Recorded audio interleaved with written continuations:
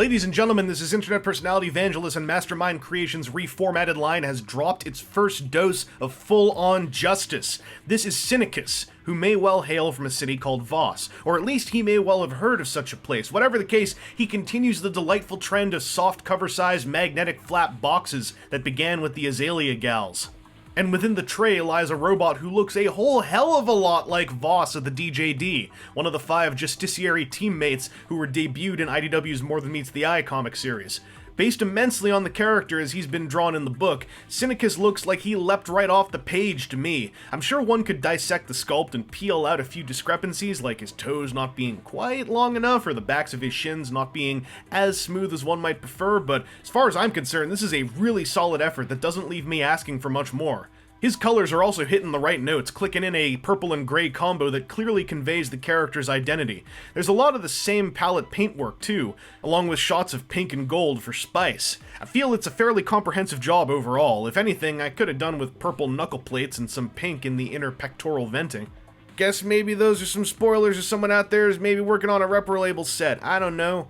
The head sculpt feels goddamn spot on to Voss's comic appearances, with layered panels and paintwork to match. He even has slightly asymmetrical eyes. As a bonus, Cynicus includes a spooky faceplateless head to swap in, along with a drills-deployed faceplate that he can hold in either hand. The head swap's a little tough to do, and it's a crying shame that the faceplate doesn't have any gray to match it up to the base head sculpt, or any silver to highlight the horrific machinery that allows others to partake in wearing a little Voss face. I guess I'll have to get in there with some paint myself at some point. Yeah, real funny. Look, I lost my paint box, okay? I can't, I'm busy, I got Mad Men to watch. Anyway, Cynicus has a big stick stuck on his backpack for storage. It doesn't really do anything in robot mode, but on the other side of his backpack, you'll find his sniper rifle.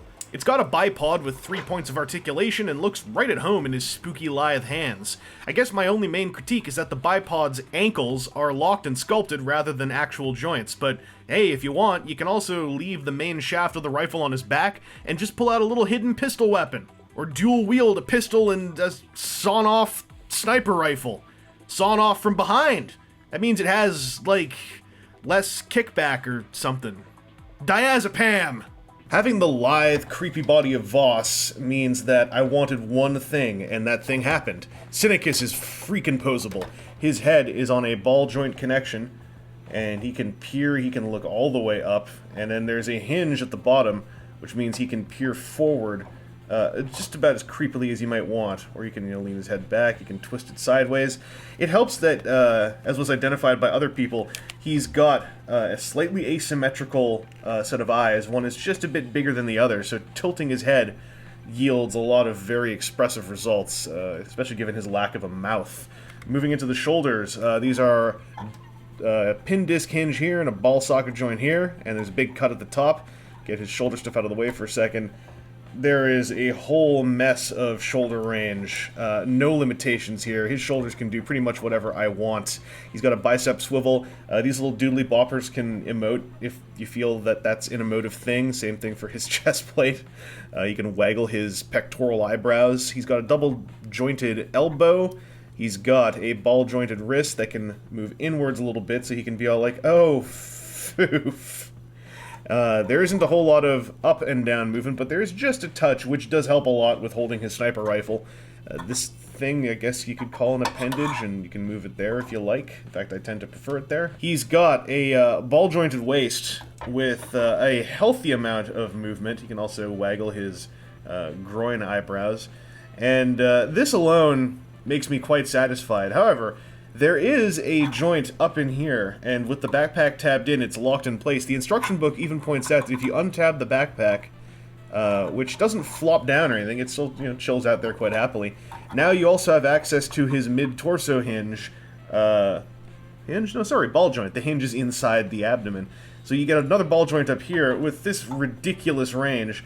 So if you really do want to get, like, unbelievably acrobatic and twisty and stuff, you certainly can. And I'm demonstrating that real well by just tilting his torso up and down. But yeah, all kinds of stuff going on here. I generally leave the backpack plugged in because I've done, like, crazy Spider-Man poses that make use of the revealed joint. And they've even allowed for the Feral Rex's grip to stay attached too, although it's the one thing that will tend to fall off if you start banging on it. I feel like I got enough posability without that mid-ab joint, but I like that it's there as an option if you so choose. His hips are universal joints, and they are the only major limitation in that if they are, stock straight, they can only go Van Damming splits out to about a 1.732, but then if you move them slightly forward or back so they get out of the way of the pelvis, now they are Van Damming the full 100 points on the Van Damme scale, which is 180 degrees. So, there's a little bit of sculpting bump in there, which is extremely easy to work around. He's got thigh swivels, which are straight up mushroom caps. He's got a single jointed knee that I thought was single jointed, and it turns out all this time I never noticed that there's another joint here, so it is actually a double jointed knee, just not traditionally double jointed. And you get this big amount of curl off of it. And then we get to his ankles, so they can tilt forward and backward, and then kind of for the gun mode, to adjust it for different figures that attempt to hold it, you've got a mid-foot joint, although you can also use this as a toe joint or an ankle joint or something as a support structure.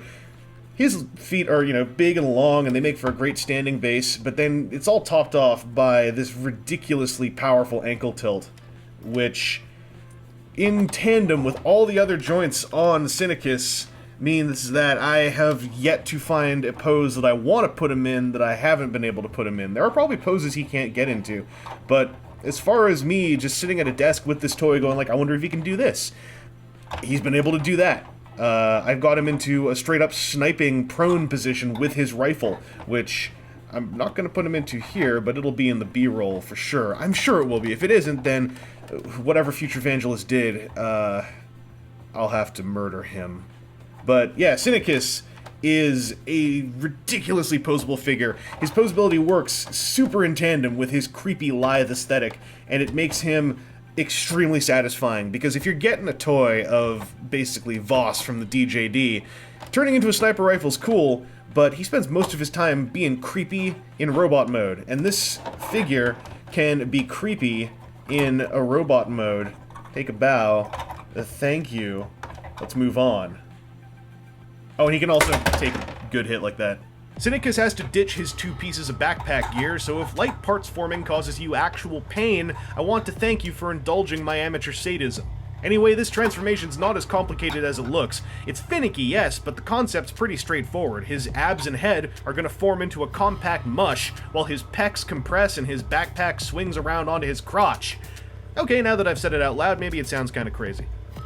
There are a lot of weird swivels and a bunch of locking tabs in places that you might not be used to locking them in. But once you make your way through this process once or twice, once you acquaint yourself with where things go, it's pretty easy. And hey, look, the parts removal is only temporary. Cynicus' sniper rifle plugs in to form the barrel of his alt mode, held in partly by some slightly rickety tabs on his folded arms. On the bright side, I never had this mode actually fall apart on me. It's just got more play than I'd like between his bicep tabs and hand pegs. The tab on the back of the smaller sniper rifle is dead tight. I tend to adjust the feet like this for aesthetics sakes, but once you have the major masses plugged together, everything else is kinda tweakable as per your pleasure. You can finish this off by flipping out one of 2 offset handles, or much more solidly finish this off by wedging that big handle-like thing in between the rear leg masses. Cynicus assumes a sniper rifle mode that is meant to be reminiscent of that one that Megatron used that one time in that one comic, and to be honest, I'm looking at this mode more as a standalone thing than a slavish referential piece. That said, it totally looks the part, whether you want that specific gun or just a suitable looking rifle made out of 100% artisan folded Voss. He's pretty hefty in this mode and has an adjustable stock to suit your aesthetic preference. Also, the bipod's as tweakable as it was when Cynicus was using it on his own smaller weapon, and I still wish the ankles could tilt forward and backward, but it holds up the weight of this new configuration quite solidly.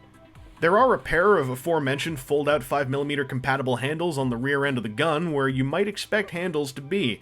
There are also other grippable points, but the one major disappointment I had with this figure is that, well, it's really hard to find other robots who can actually hold him. The handles have a smaller tapered segment on the bottom of the pegs, which looks like they're meant for the Azalea-style reformatted fembots and their slightly smaller hand grips, except none of them can keep a grip on Cynicus, in my experience. This disturbed me a little, so I decided to go straight to the critical test. Can Talon from Feral Rex, the literal sniper character from Reformatted, hold Cynicus in his sniper rifle mode? Thankfully, yes, he can. The sky stopped falling, thank goodness. There's also an aforementioned extra piece that both tabs the rear of the gun mode together triple solidly and provides specialized grippage for Feral Rex to wield the Cynicus rifle. This looks pretty silly, pretty amazing, and pretty much up my alley. Why wouldn't a giant murderous combiner with a sword the size of a building do some sniping with a creepy mute target master buddy? Do you have a problem with this? Are you a prejudice? Are you prejudicing? Cynicus is a badass physical representation of Voss of the DJD. He's a figure full of love for the design and filled with character in his enormous range of posability. He's just the right size, just the right colors, and has the right number of accessories and play options in robot mode. The gun mode is where he takes the biggest and most unexpected hit, as despite looking good and bearing multiple spots for figures to hold on to him, it's ridiculously hard to get a random modern transforming robot toy to wield Cynicus as a sniper rifle. I don't know what happened here, other than, I guess, a lack of testing. But let's be honest, how many people are making a functional gun mode a critical talking point if they're after a nicely made Voss figure? The thing that Cynicus had to do right was his robot mode, and his robot mode is choice. The articulation design is fantastic. The part that had to go well went stellar. And that's where I hit the second major bummer. Cynicus was made at a new factory where production costs went up unexpectedly for Mastermind Creations, according to word that was shared via social media. They intended this guy to be priced like the Azalea Fembots, but Cynicus has ended up carrying an extra charge of around $25 on top of that intention, and that means he is definitely just for fans of the DJD. Running around $85 loses a lot of impulse buy potential. I think if he ran closer to $60, he'd be an easier curiosity purchase for people who don't know a Voss from a Kaon. I still think he's worth picking up, but only if you already want what he represents. Anyway, this has been Internet Personality Vangelus, and I am stoked for some more plastic DJD action. I am more excited than I ever thought I would be for a robot who turns into a chair.